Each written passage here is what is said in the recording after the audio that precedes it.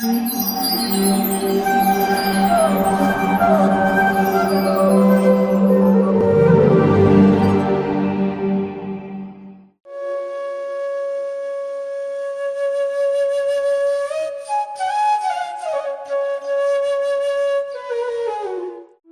कृष्ण। ईशोपनिषद श्लोक संख्या 17। वायुरनिलमामृतम्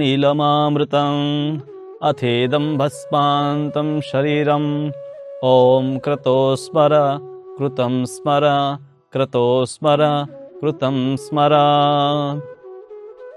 अनुवाद: इस क्षणभंगुर शरीर को भस्म हो जाने दे और प्राणवायु को वायु के पूर्ण कोश में विलय हो जाने दे। अब हे भगवान, मेरे समस्त यज्ञों का स्मरण करे, और चूंकि आप चरम भोक्ता है, अतएव मैंने आपके लिए जो कुछ किया है उसे स्मरण करें। ईशोपनिषद का ये श्लोक जो है वो विशेष रूप से शरीर और आत्मा इन दोनों पहलुओं पर विशेष प्रकाश डालता है। और यहाँ पर भक्त है भगवान को प्रार्थना करता है कि वो अपनी अंतिम अवस्था में कैसे उसकी चेतना हो।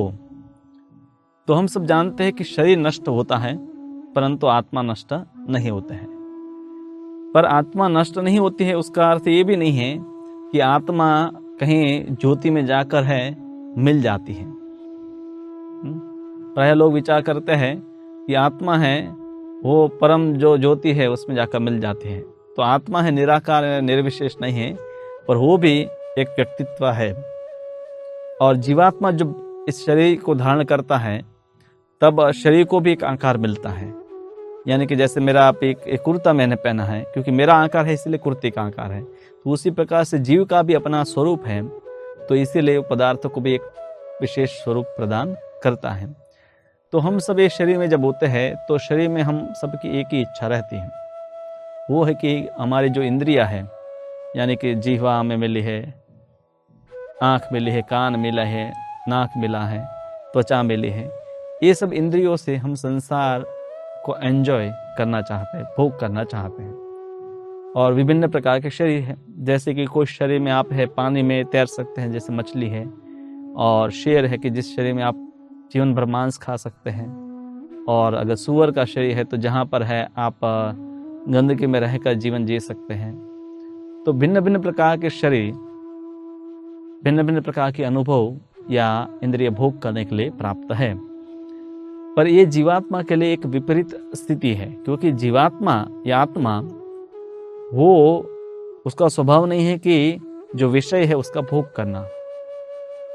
हम है इस शरीर को जब धारण करते हैं तो शरीर की जो इंद्रियां है विषयों के पीछे भागती है, पर वो सुख भोगने के बाद भी हमें वो सुख और शांति प्राप्त नहीं होती है, क्योंकि हम शरीर को तो संतुष्ट कर लेते हैं पर उस शरीर को धारण करने वाला जो आत्मा है तो उसको वास्तव में सुख शांति उससे प्राप्त नहीं होती है। और फिर इस शरीर को हम छोड़कर जाते हैं तब हमें दूसरा शरीर मिलता है, और एक क्रम है हमेशा चलता रहता है। तो यहाँ पर श्लोक में है प्राणवायु के बारे में भी बताया गया। आपने ये शब्द कई बार सुना होगा कि इसके प्राण चले गए। तो प्राण क्या है? प्राण वो शक्ति है कि जो शरीर के सब क्रियाओं को क्रियान्वित करती है। वो भगवान की एक विशेष शक्ति है कि जिससे हमारे शरीर में भिन्न भिन्न जो भी इंद्रियां हैं वो अपने अपने कार्य करती हैं। तो शरीर जो है उसकी सब क्रियाएं हैं प्राणों के कारण ही चलती हैं। और जब प्राण चले जाते हैं तब हम कहते हैं कि शरीर है अब मृत्यु को प्राप्त कर लिया। और फिर वो जो शरीर में है, पृथ्वी है, जल है, वायु है, ये विभिन्न तत्व है, अपने अपने मूल रूप में वापस चले जाते हैं। प्राण भी शाश्वत जो वायु है उस पर मिल जाते हैं। और योग के मार्ग में आपने सुना होगा कि योगी जो है हठ योगी तो अपने प्राणों को विभिन्न चक्र से, मूलाधार चक्र से लेकर ऊपर ब्रह्मरंध्र तक है ऊपर ले जाने का प्रयास करता है। मूल यही है कि जब है व्यक्ति वायु की गति को नियंत्रित करता है तो उसका मन है एकाग्र हो जाएगा, और मन एकाग्र करके वो आत्मचिंतन करके परमात्मा तक पहुंचने का प्रयास करता है। तो प्राण का विषय है उपनिषदों में काफ़ी विस्तार से चर्चा होती है। और योगी है वो अगर सिद्ध सिद्ध बन गया है या सिद्धि को प्राप्त कर लिया है तो इतना भी वो सक्षम हो जाता है कि अपनी इच्छा के अनुसार अपने पसंद के कोई लोक में भी वो जा सकता है। पर इस संसार में कोई भी व्यक्ति, चाहे योगी भी है, कोई योग सिद्धि हासिल भी कर ले और दूसरे लोक में भी जाने के लिए सक्षम हो जाए, फिर भी वहाँ से भी वापस जन्म लेना पड़ता है। यानी कि मनुष्य शरीर हो या कोई भी शरीर हो, देवता का शरीर भी, तो भी हर जगह पर नियम तो यही है, जन्म मृत्यु जरा और व्याधि। जन्म होता है, मृत्यु होता है, बीच में वृद्धावस्था और रोग का अनुभव होता है। तो पूर्णता इसमें नहीं है कि हम कितने शरीर बदलते हैं, पूर्णता हम है इसमें है कि हम उस जगह पर जाए कि जहाँ पर से वापस नहीं लौटना पड़ता। ये जो श्लोक है उसमें यही प्रार्थना है, भक्त कर रहा है कि मैं आपके धाम में आ पाऊँ कि जहाँ से मुझे वापस इस संसार में लौटना न पड़े, और इसीलिए आप मेरे जो सत्कार्य हैं तो उसका आप स्मरण कीजिए कि मैंने ये किया है, तो मैं उस योग्य बनूं कि मैं आपके धाम में आ पाऊँ। तो इस संसार में तो जो शरीर मिला है, और अब देखते हैं कि सब लोग हैं भिन्न भिन्न प्रकार की जो इंद्रिय तृप्ति की इच्छा है उनकी होती है। किसी को खाने की इच्छा है, किसी को फिल्म देखने की इच्छा है, किसी को संगीत सुनने की इच्छा है। तो ये मनुष्य शरीर में पांचों इंद्रियों से हम 5 प्रकार का सुख भोगने का प्रयास करते हैं। पर कई प्रकार के सुख, जैसे हम आकाश में उड़ नहीं सकते हैं, हालांकि एरोप्लेन में बैठ सकते हैं पर खुले आकाश में नहीं उड़ सकते हैं। और आपकी इच्छा है, किसी की भी इच्छा है, तो उसको पक्षी का शरीर मिलेगा। और उसी प्रकार से पानी में ही आप रहना चाहते हैं तो आपको मछली का शरीर मिलेगा।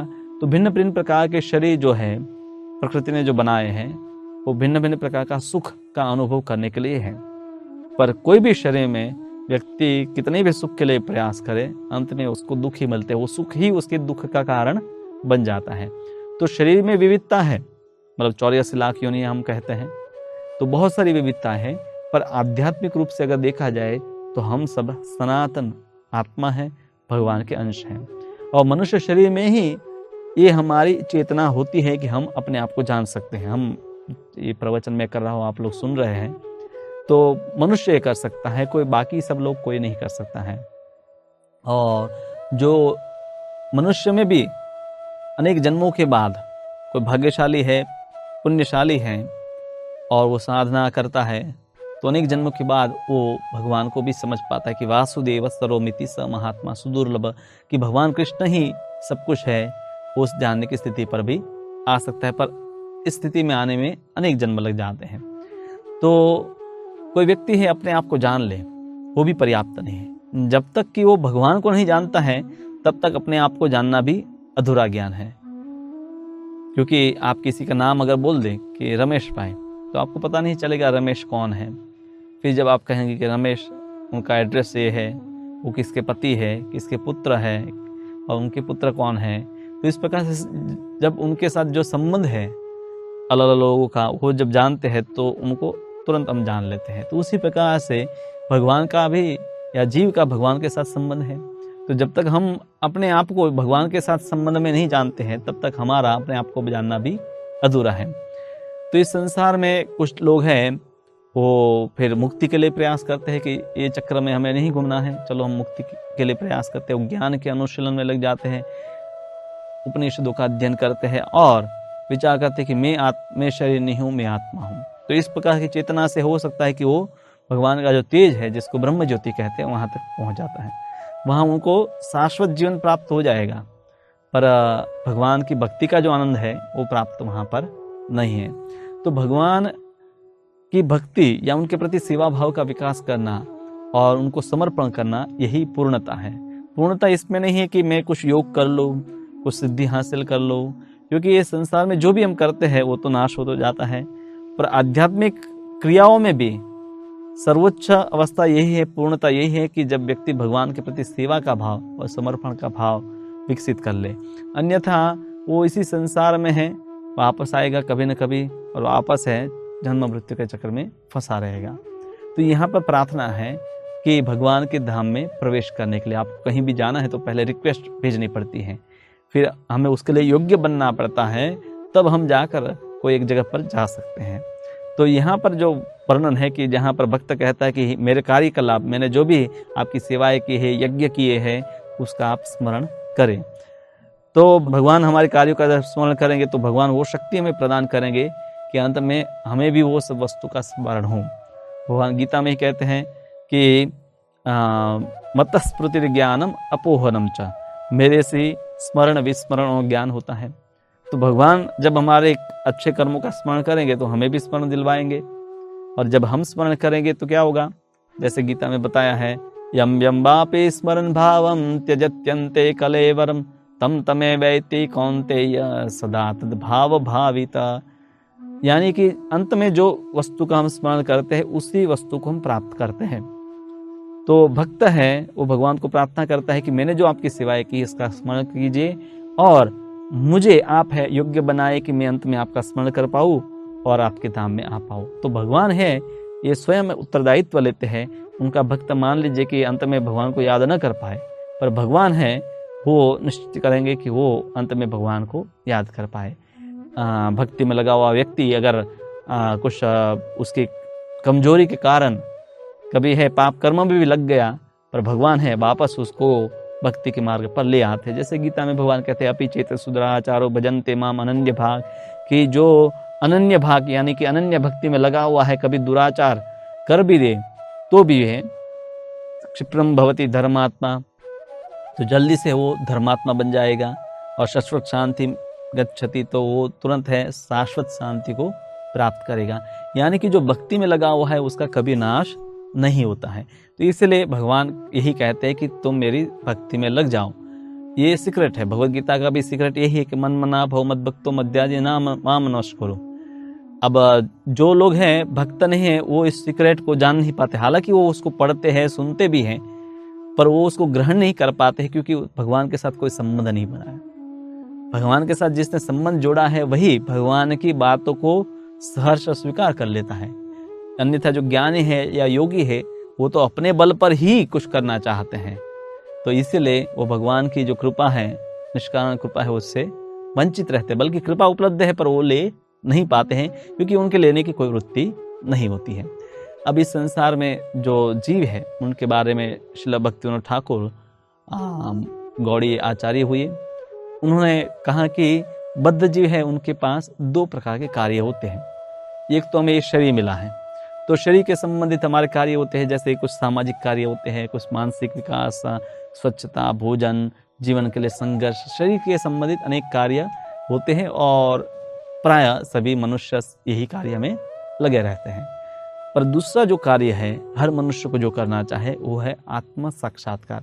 अब ये बहुत कम लोग कर रहे हैं आत्म साक्षात्कार, सुना होगा आपने, पर कैसे किया जाए और उसके लिए क्या करना चाहे, आत्मा क्या है, साक्षात्कार क्या है, कुछ भी पता नहीं होता है। तो भगवान का एक भक्त जानता है कि मुझे शरीर के कार्य करने हैं, पर प्रमुख कार्य क्या है, वो है भगवान की सेवा, आत्म साक्षात्कार।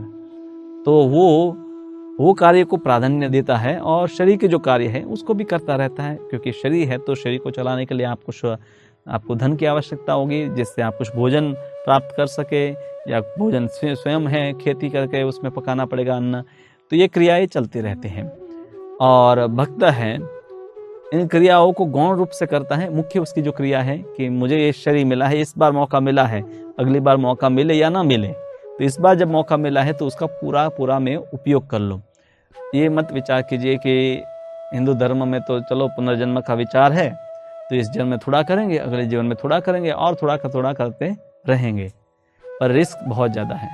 दूसरी बात, मनुष्य जीवन मिले उसकी भी संभावना है कि नहीं, वो हमें पहले विचार करना होगा। तो एक भक्त है वो कभी कभी है भक्ति करते करते संसारिक व्यक्ति जैसा लग सकता है, या सांसारिक कुछ उनकी प्रदर्शन हो सकते हैं, मतलब संसार के जैसा ही वो व्यक्ति लग सकता है। उसमें कुछ अपूर्णताएं भी होती है, कुछ कमियां भी होती है, पर जो भी भगवान की भक्ति में लगा हुआ है आज नहीं तो कल वो पूर्ण रूप से शुद्ध हो जाएगा और भगवान को प्राप्त करने के लिए योग्य बन जाएगा। तो भक्तिविनोद ठाकुर यही कहते हैं कि हमें आत्म साक्षात्कार करने के लिए, यानी कि शरीर के कार्य जो है वो छोड़ने की जरूरत नहीं। आत्म साक्षात्कार अर्थ ये नहीं है कि व्यक्ति को आत्मा के लिए कार्य करना, शरीर के लिए बिल्कुल कोई कार्य ना करें। शरीर जो है माध्यम है, तो शरीर के लिए हम कार्य करते हैं, पर हमारा लक्ष्य है वो आत्मा साक्षात्कार है। तो वो सुबह शाम जो भी आपको समय मिलता है तो उसमें कुछ निश्चित समय निकाल करके भगवद गीता पढ़नी है, हरे कृष्ण मंत्र जप करना है। ये सब क्रियाओं को करने से धीरे धीरे आप समझ पाएंगे, और जो सरल आत्म साक्षात्कार की पद्धति है भक्ति योग, उसके द्वारा आप हैं आत्म साक्षात्कार कर पाएंगे। एक तो जटिल प्रक्रिया है कि आप हैं अनेक उपनिषदों का अध्ययन करो, वेदों का अध्ययन करो और चिंतन करके समझो कि आप शरीर नहीं आत्मा है। और दूसरा है योग का मार्ग, वो भी काफ़ी कठिन है। यम नियम आसन प्राणायाम प्रत्याहार अनेक सालों तक अध्ययन करो, मतलब प्रयास करो, प्रैक्टिस प्रशिक्षण उसका लो, अभ्यास करते रहो और तब जाकर कुछ जन्मों के बाद भी हो सकता है आपको आत्म साक्षात्कार हो। पर भक्ति की जो क्रिया है उसमें आत्म साक्षात्कार की जो क्रियाएं हैं उसके लिए आपको कुछ नया नहीं करना है। आप जो कर रहे हैं, आप भोजन करते हैं, आप सुनते हैं, आप बोलते हैं, तो अब उस पर केंद्र हमें बदलना होता है। तब वो हमारी जो अपूर्णता है वो सब अपूर्णताओं से मुक्त हो जाएंगे। तो इसी को कहते भक्ति योग। भागवतम में भक्ति की 9 विधियां बताई है जिसको नवधा भक्ति कहते हैं। तो निर्विशेषवादी जो है यानी कि ज्ञानी टाइप जो है या योगी है, उनको बहुत मेहनत करनी पड़ती है आत्म साक्षात्कार के लिए। पर आप भक्ति के माध्यम से बहुत ही सरलता से, आप गृहस्थ है, आप विद्यार्थी है, आप गृहिणी है, आप बालक है, कोई वृद्ध है, कोई भी व्यक्ति बहुत सरलता से आत्म साक्षात्कार कर सकता है। तो ये 9 विधि कौन सी है? श्रवणम, कीर्तनम, स्मरणम, अर्चनम, वंदनम, दास्यम, सख्यम, आत्मनिवेदनम। तो ये 9 प्रकार की विधि में बताया है कि श्रवण करके परीक्षित महाराज ने 7 दिन लगातार भगवान की कथा का श्रवण किया और वो भगवान के धाम में गए। सुखदेव गोस्वामी ने 7 दिन तक श्रीमद् भागवत की कथा सुनाई और वो भगवान को प्राप्त किए। प्रहलाद महाराज के पिताजी उनको कीर्तन नहीं करने देते थे तो वो भगवान का स्मरण करते थे। पृथु महाराज भगवान का विशाल मंदिर बनाकर भगवान की मूर्ति की सेवा की। अक्रूर जी जब वृंदावन आए तो भगवान के चरणों की छाप जमीन पर देखकर बारंबार वंदन किया। लक्ष्मी जी भगवान के पाद सेवन करती है, हनुमान जी भगवान की सेवा करते हैं दास्य भाव से, अर्जुन भगवान का मित्र बनकर उनके साथ व्यवहार करता है और बलि महाराज अपना सब कुछ भगवान को न्यौछावर कर दिया। तो इस प्रकार से ये भक्ति के कई उदाहरण हमारे पास है नवधा भक्ति के कि जिसमें भक्त है एक एक विधि का पालन करके भी परिपूर्ण हुआ है। आप उसमें से 1, 2 या 3 कोई भी अंग है, पर विशेष रूप से शुरुआत के जो 2 अंग है हमारे लिए बहुत महत्वपूर्ण है, श्रवण और कीर्तन, क्योंकि यहाँ से ही शुरुआत होती है। तो श्रवण और कीर्तन यानी कि भगवद गीता और भागवत को सुनना, जो शास्त्र में मंत्र है उसको सुनना, उसका गान करना। शास्त्रों में काफ़ी मंत्र हैं, आप ऋग्वेद पढ़े, यजुर्वेद पढ़े, सामवेद, अथर्ववेद, तो कई मंत्र उसमें बताया गए हैं। पर उसी वैदिक मंत्रों का जो सार रूप में वेदांत सूत्र दिया गया, वेदों के अंत मतलब उसका सार रूप में, और उसी वेदांत सूत्र का जो स्वाभाविक जो एक्सप्लेनेशन या भाष्य है वो श्रीमद् भागवत पुराण है। भागवत पुराण में वेदों के मंत्रों के ही तात्पर्य बताए गए हैं। और परीक्षित महाराज है प्रश्न किए, आज का जो श्लोक है उसी प्रकार का प्रश्न किए कि मृत्यु के समय पर व्यक्ति का क्या कर्तव्य होना चाहिए। तब सुखदेव गोस्वामी उनको जवाब देते हैं कि तस्मात् भारत सर्वात्मा भगवान ईश्वरो हरिः श्रोतव्यः कीर्तितव्यश्च स्मर्तव्यश्चेत् सदा भयम्। तब वो उत्तर देते हैं कि जो भी व्यक्ति है मृत्यु के समय पर आ गया है तो उसको सुनना चाहे, कीर्तन करना चाहे, स्मरण करना चाहे, किसका? भगवान का, हरि का। तो वैदिक मंत्रों का भी अंततः सार यही है कि हम भगवान की भक्ति में लगे, उनका श्रवण करें, उनका कीर्तन करें। तो प्रत्येक व्यक्ति का कर्तव्य, चाहे वो मृत्यु के नज़दीक है या नहीं है, क्योंकि हमें पता नहीं है कि हमारा समय कितना बाकी है, तो हमें पता नहीं है कि कौन मृत्यु के नज़दीक है, कौन मृत्यु के नज़दीक नहीं है।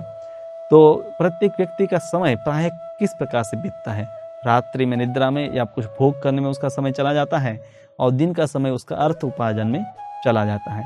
तो उसके पास बिल्कुल समय ही नहीं होता है कि वो जिज्ञासा करे आत्मा क्या है, भगवान क्या है। अगर थोड़ा बहुत जान भी ले तो फिर उसको अभ्यास करने के लिए या प्रैक्टिस करने के लिए उसके पास समय नहीं रहता है कि मैं आत्म साक्षात्कार के लिए कुछ प्रयास करूं। तो भक्ति योग इतनी सरल पद्धति है कि उसमें व्यक्ति है रहते हुए, अपने भौतिक कार्य करते हुए, समाज के जो भी कर्तव्य उसके है, पारिवारिक कर्तव्य है, व्यावसायिक कर्तव्य है, उसको करते करते भी साथ में समय निकाल कर है भक्ति कर सकता है। क्योंकि श्रवण और कीर्तन हर जगह पर संभव है, हर व्यक्ति के द्वारा संभव है।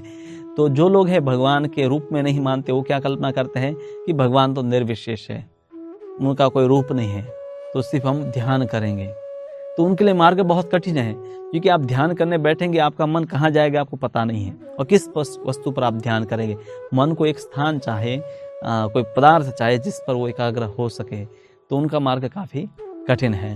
और बहुत सारे सांसारिक राजनेता है, समाज के नेता हैं, वो संसार में भौतिक प्रगति के लिए लोगों को अनेक प्रकार के भाषण देते हैं, लोग उसको सुनते हैं।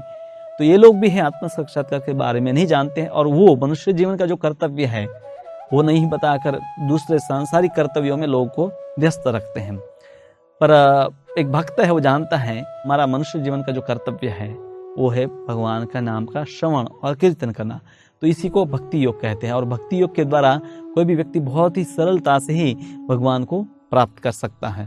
तो भक्ति योग में यही है, शुरुआत होती है श्रवण और बाद में है कीर्तन से। हरे कृष्ण कृष्ण कृष्ण हरे हरे, हरे राम राम राम हरे हरे। तो ये महामंत्र है, उसी का आप कीर्तन करते हैं, माला पर जप करें या आप करताल मृदंग लेकर उसका गान करें, तो साथ में श्रवण के साथ कीर्तन भी होगा, हाँ, कीर्तन के साथ श्रवण भी होगा, दोनों साथ साथ में चलता है। और बारंबार आपका अभ्यास हो जाएगा तो धीरे धीरे स्मरण भी होगा। तो यहाँ पर जो श्लोक है उसमें भक्त है तैयारी कर रहा है, भगवान को प्रार्थना कर रहा है, और हमारे में से हर एक व्यक्ति को भी ये तैयारी करनी चाहिए कि हमें ये शरीर छोड़ना है। तो उससे पहले तैयारी कर ले, भगवान को प्रार्थना करें, हर रोज प्रार्थना करें कि मुझे पता नहीं मेरा ये दिन आखिरी दिन हो सकता है, तो आप मुझे कृपा करें कि मैं आपको अंत में याद कर पाऊँ। और तभी हम कर पाएंगे कि जब हम प्रतिदिन हैं इसका अभ्यास करते होंगे। तो इसलिए आपने देखा होगा कि इस्कॉन में सब भक्त हैं प्रतिदिन हरे कृष्ण कृष्ण कृष्ण हरे हरे, हरे राम राम राम हरे हरे। तो इस महामंत्र की माला करते हुए आपने अक्सर इस्कॉन के भक्तों को देखा होगा, क्योंकि ये प्रतिदिन अभ्यास करेंगे तो हमारी चेतना या मन उस प्रकार का बनेगा, और फिर यम यम वापि स्मरन् भावम, उसी के अनुसार हम अंत समय में भगवान को याद करेंगे। और अंत समय में भगवान को याद करेंगे तो क्या होगा, हमें इस संसार में नहीं आना पड़ेगा। जब संसार में नहीं आना पड़ेगा तो संसार की जो समस्याएं हैं, जन्म मृत्यु जरा व्याधि, फिर शरीर के कष्ट है, अन्य लोग जो हमें कष्ट प्रदान करते हैं, प्रकृति के द्वारा जो कष्ट प्रदान किए जाते हैं, तो अनेक विध जो समस्याएं हैं इसका एक साथ समाधान हो जाएगा। अन्यथा क्या आप समाधान करो फिर भी वापस जन्म होगा, तो वापस समस्या वहीं की वहीं खड़ी होगी। तो बुद्धिमान व्यक्ति हैं इस प्रकार से भक्ति योग का आश्रय लेकर आत्म साक्षात्कार की सरल विधि अपनाएगा। तो ये बहुत सरल, सुखद और मतलब सर्वोच्च विधि है, यानी कि उत्कृष्ट विधि है कि जिसके द्वारा आप आत्म साक्षात्कार कर सकते हैं। इसी महामंत्र के द्वारा ही, और कुछ आपको करने की आवश्यकता नहीं रहेगी। तो ईशोपनिषद ने श्लोक में यही बताया है कि व्यक्ति है भगवान का स्मरण करे, कीर्तन करे और उनका श्रवण करे। हरे कृष्ण।